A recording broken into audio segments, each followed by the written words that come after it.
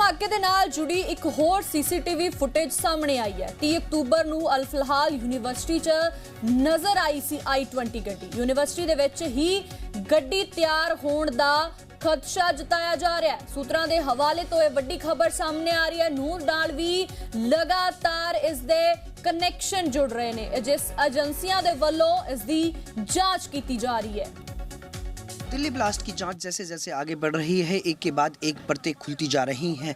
अल फलाह university एक ऐसा point जहां से दहशतगर्दी के जो योजना थी वो पूरी तैयार की जा रही थी। यही नहीं है, 30 अक्टूबर को सीसीटीवी फुटेज जो सामने आया है उसमें साफ तौर पर देखा जा सकता है कि वही i20 गाड़ी जिसका दिल्ली ब्लास्ट में प्रयोग हुआ था, वो गाड़ी इसी यूनिवर्सिटी के गेट से बाहर निकलती हुई नज़र आ रही है, अंदर जाती हुई नज़र आ रही है। यानी कि वो 10 दिन, ये कहा जा सकता है कि क्या 10 दिन इसी यूनिवर्सिटी के अंदर ये गाड़ी खड़ी हुई थी। क्या इस गाड़ी को पूरी तरह से तैयार कराया जा रहा था कि ब्लास्ट के लिए इसी गाड़ी का प्रयोग हो?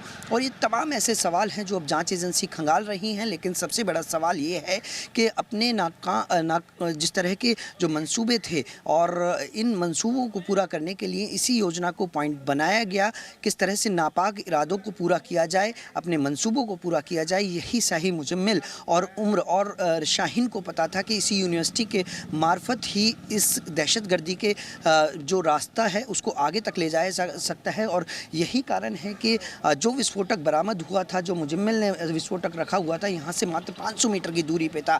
और जो i20 गाड़ी का प्रयोग उम्र ने ब्लास्ट में किया है, उस गाड़ी को बाकायदा इसी यूनिवर्सिटी से बाहर निकलते हुए देखा जा सकता है। और अब एक के बाद एक जो तमाम डॉक्टर्स हैं वो जाँच के घेरे में हैं, लगातार उनसे पूछताछ की जा रही है।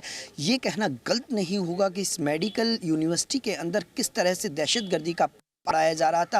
जिस यूनिवर्सिटी के अंदर मेडिकल की पढ़ाई ना कराकर बल्कि आतंकवाद और दहशतगर्दी का पाठ पढ़ाकर लोगों को तैयार किया जा रहा था, उनका माइंड वॉश किया जा रहा था, उससे साफ है कि यूनिवर्सिटी को उन्होंने एक ऐसा केंद्र बनाया कि इसी केंद्र के मार्फत जो सरहद के पार उस पार बैठे उनके हुक्मरान और देश के अंदर बैठे उनके जो हुक्मरान हैं, आका हैं, वो आदेश जारी करते थे और यहीं से वो योजना तैयार होती थी। और उसके बाद यही कारण रहा कि दिल्ली में किस तरह से आतंकवादियों ने ब्लास्ट किया। और अब जब जांच आगे बढ़ रही है तो एक के बाद एक नई परतें खुलती हुई नजर आ रही हैं।